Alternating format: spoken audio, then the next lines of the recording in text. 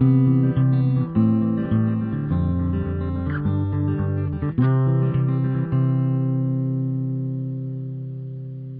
semuanya, balik lagi di channel Papan Tulis. Jadi di video kali ini kita akan membahas mekanisme seleksi nasional penerimaan mahasiswa baru atau SNPMB tahun 2024. Jadi tadi siang tanggal 8 Desember 2024, hari Jumat ya, pihak penyelenggara SNPMB 2024 itu secara resmi telah memberitahukan bagaimana mekanisme SNPMB 2024 berjalan. Jadi buat teman-teman yang dari kemarin-kemarin itu nanya, gimana sih mekanismenya, gimana sih alur pendaftarannya, dan materi apa aja sih yang bakalan keluar, ini udah dijelasin nih, dan gue bakal memberitahukan poin-poin penting yang harus diketahui bagi teman-teman sekalian. Nah, buat teman-teman nih yang pengen tahu detailnya, bener-bener detail, nanti bisa baca sendiri link materi PDF-nya bakalan gue kasih di deskripsi video. Jadi sekarang kita mulai aja dari yang pertama. Ini bisa dibaca sendiri nanti ya, fungsi dan tujuan SNPMB-nya, lalu prinsip penerimaan mahasiswa barunya, jalur dan kuota mungkin bakalan gue jelasin sedikit. Jadi ada 3 jalur biar kita bisa masuk ke PTN atau perguruan tinggi negeri. Yang pertama ada SNBP, yaitu jalur prestasi atau nilai rapor, dan SNBT, jalur tes. Yang terakhir ada mandiri, jalur tes dari kampus masing-masing. Maksudnya apa? Jadi setiap kampus itu bakalan membuat atau menyelenggarakan tesnya secara masing-masing gitu. Misalkan UI memiliki SIMAK gitu. Kalau UGM kalau nggak salah ujian tulis atau ujian mandiri UGM gitu. Jadi bakalan diselenggarain secara pihak kampusnya sendiri gitu. Nah, ini lanjut aja, nanti bisa baca sendiri. Yang paling penting adalah ketentuan umum untuk SNBP. Yang pertama, SNBP dilakukan berdasarkan hasil penelusuran prestasi akademik dengan menggunakan rapor serta prestasi akademik maupun non-akademik. Jadi gimana maksudnya? Jadi gini nih, kalau misalkan kita pengen daftar jalur SNBP, sekolah itu menilainya dengan nilai rapor dulu nih, atau akademik, prestasi akademik maupun non-akademik, Kalau misalkan nilai rapor kita dinilai oleh sekolah itu mampu untuk bersaing dengan siswa lainnya, kita bakalan bisa masuk jalur SNBP. Atau misalkan kita punya prestasi di bidang nasional, di bidang matematika nasional, OSN gitu. Nah, sekolah juga bisa masukin kita ke dalam kuotanya. Dan biasanya di setiap sekolah itu memiliki kuota yang berbeda, tergantung nanti akreditasinya. Bakalan kita bahas lebih lanjut di slide berikutnya. Sekarang kita bahas dulu yang nomor 2 dan 3. Nomor 2 dan 3 ini sebenarnya adalah urusan sekolah masing-masing. Kenapa? Karena siswa itu nggak bisa ikut campur untuk urusan ini. Yang bisa mendaftarkan kan cuma pihak sekolahnya nih, nomor pokok sekolah nasional, terus registrasi akun SNPMB sekolahnya, itu urusan sekolah. Jadi buat teman-teman yang emang pengen masuk melalui jalur SNBP, sering-seringlah berkoordinasi atau menanyakan hal-hal tersebut kepada pihak sekolah. Jadi biar nggak miskomunikasi gitu. Lalu ketentuan tambahan, yang pertama, siswa yang telah dinyatakan lulus seleksi jalur SNBP 2024, 2023, serta SNMPTN tahun 2022 tidak dapat mendaftarkan diri ke SNBT tahun 2024. Nah, ini poin yang sangat penting bagi teman-teman yang pengen masuk melalui jalur SNBP. Kenapa? Karena ketika kita udah daftar di SNBP dan diterima oleh pihak kampusnya, kita udah nggak bisa lagi daftar ke SNBT. Jadi kita udah nggak bisa ikut tes lagi nih. Makanya harus dipikirin secara matang-matang gitu. Contohnya nih, langsung contoh aja ya. Misalkan gue nih, pengen daftar melalui jalur SNBP. Terus gue masukin kampus UI gini. Kampus UI, terus jurusannya apa? Jurusannya mah apa aja lah, yang penting gue diterima di UI gitu. Nah, ternyata gue beneran keterima gitu di jurusan yang gue asal gitu, asal isi. Tapi gue sebenarnya nggak pengen di jurusan tersebut. Akhirnya gue pengen nyoba nih, gue daftar SNBT aja kali ya, biar gue dapet jurusan yang gue mau. Ternyata nggak bisa karena gua sudah diterima di jalur SNBP. Jadi buat temen-temen yang pemikirannya itu masih yang penting gua dapet kampus impian gua, jurusannya ya udah apa aja lah. Lebih baik jangan dipaksakan gitu. Kalau emang pengen dapet di jalur SNBP, lebih baik itu jurusan yang bener-bener diinginkan. Oke. Yang kedua, siswa yang dinyatakan lulus seleksi jalur SNBP 2024 tidak bisa daftar melalui jalur mandiri. Nah, sama kayak tadi. Kita nggak bisa daftar SNBT, kita juga nggak bisa daftar jalur mandiri. Kalau yang tadi nih SNBT, yang tahun kemarin nih, yang lulusan tahun kemarin, kalau misalkan diterima di jalur SNBP, terus dia pengen daftar lagi di tahun ini SNBT, itu juga nggak bisa. Begitu pula dengan 2 tahun sebelumnya, makanya itu benar-benar dipikirin dengan baik-baik itu.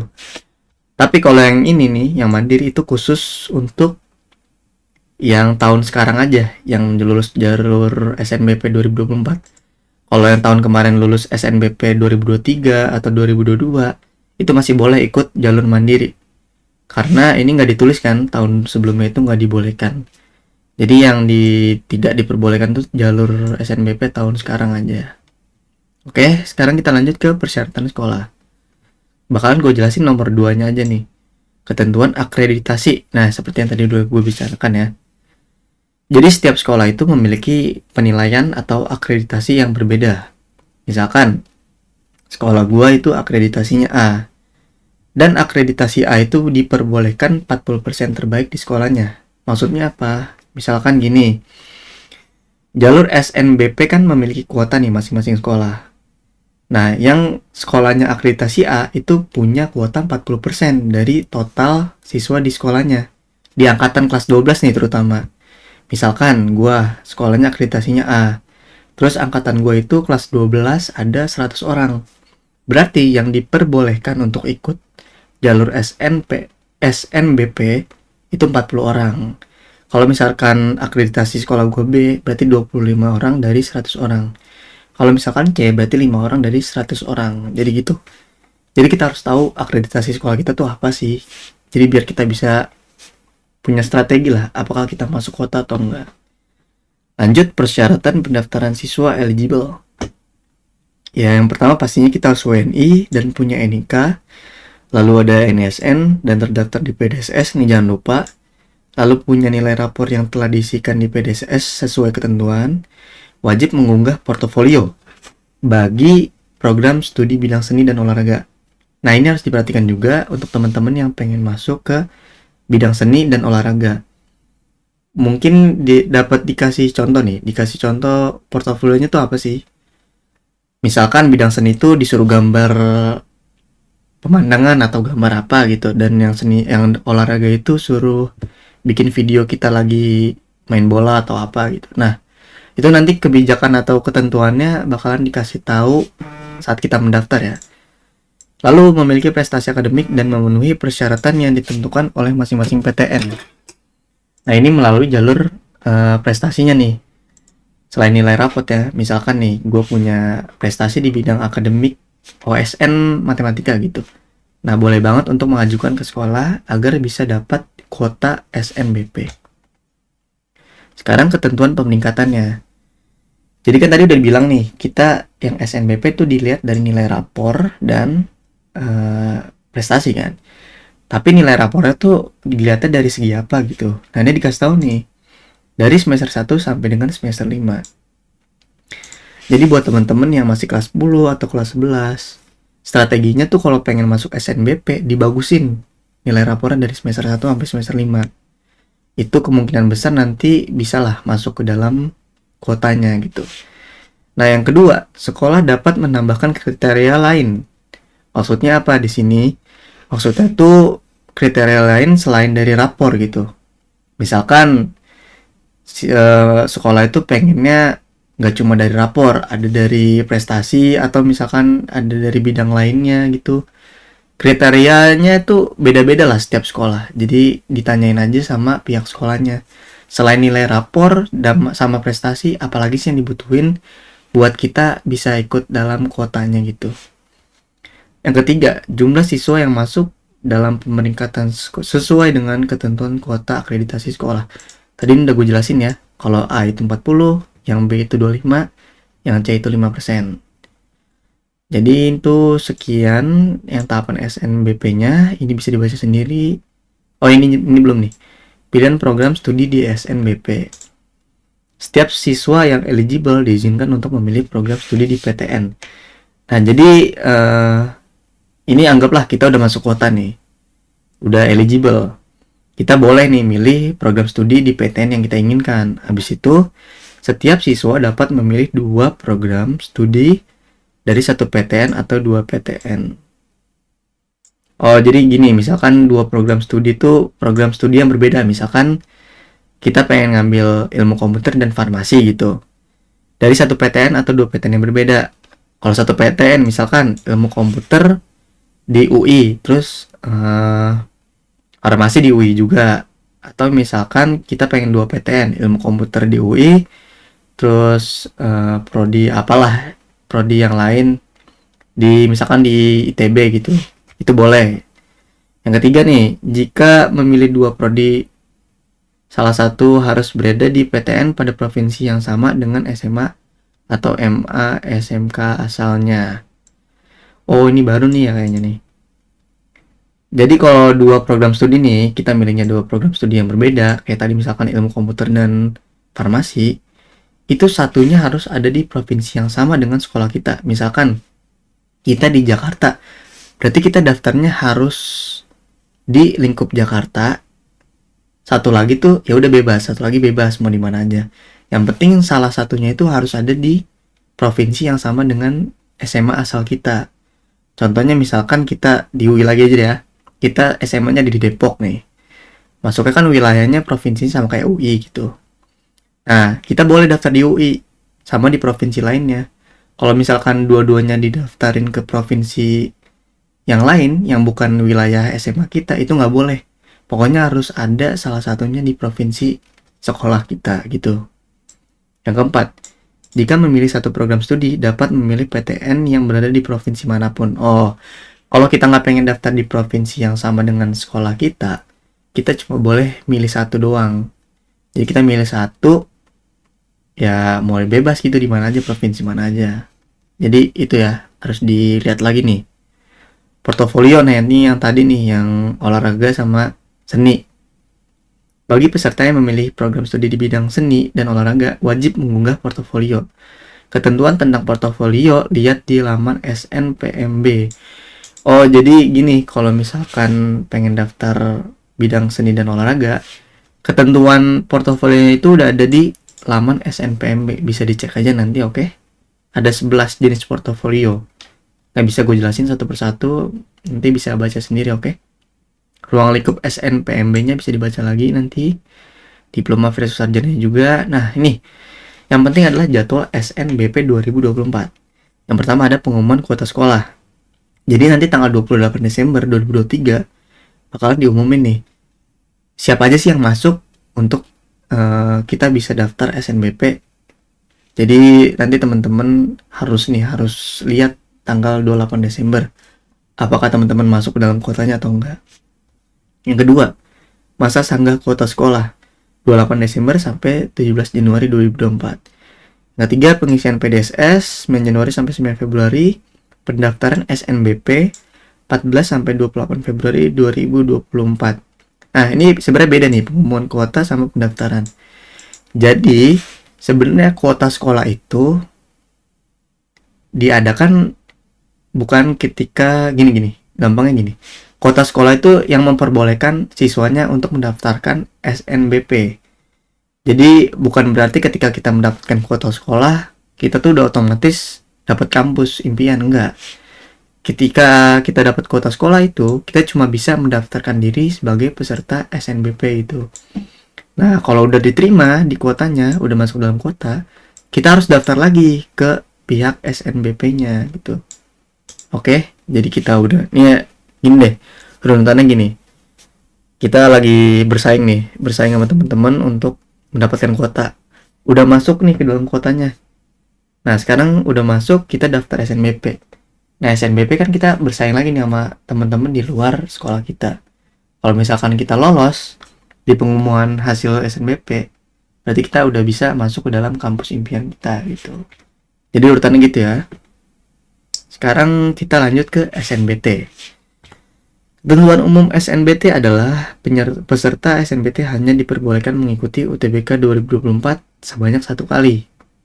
Jadi setiap tahun itu peserta SNPMB cuma bisa mengikuti 1 kali, nggak bisa lebih. Kalau pengen ikut lagi harus coba di tahun depan.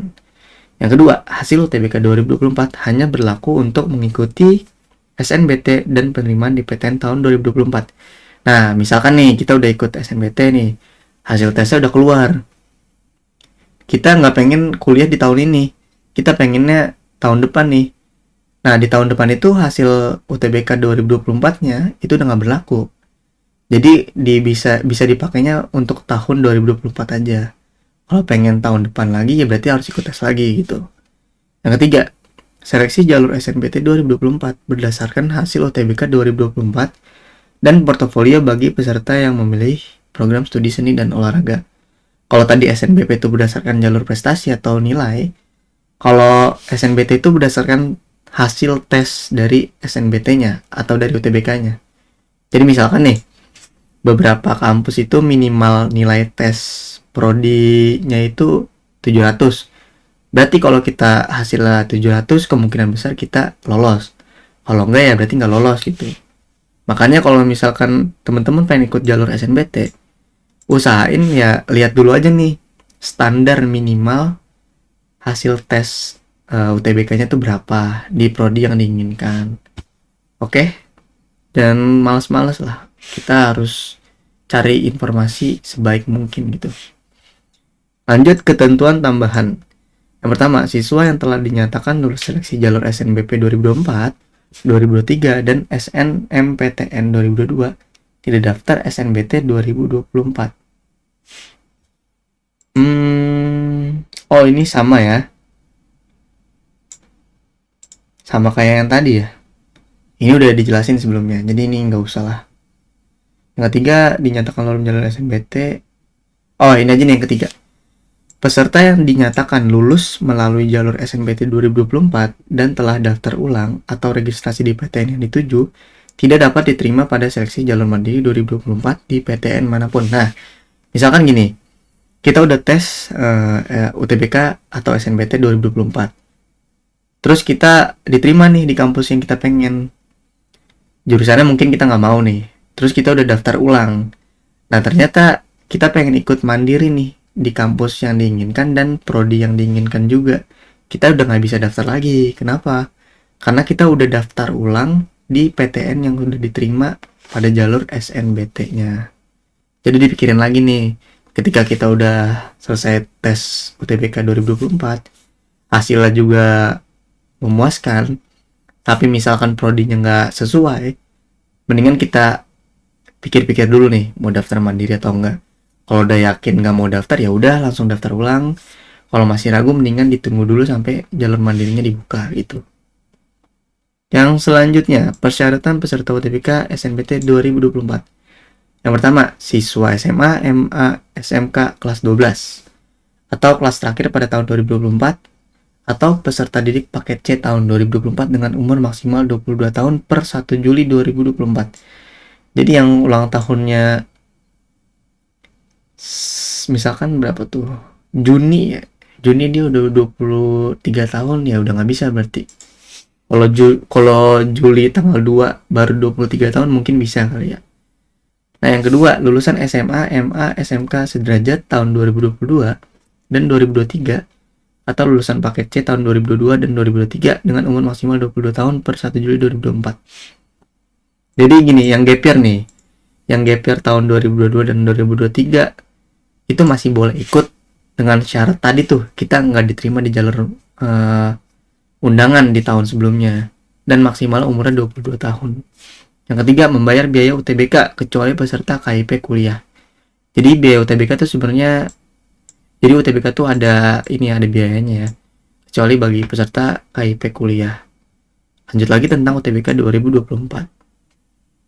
Nah ini nih yang paling banyak ditanya ini, materi tes UTBK apa aja sih?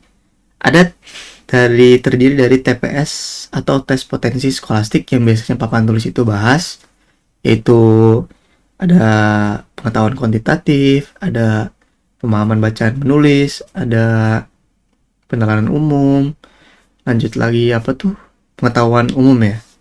Nah terus ada apa lagi, ada penalaran matematika, literasi dalam bahasa Indonesia, dan literasi dalam bahasa Inggris.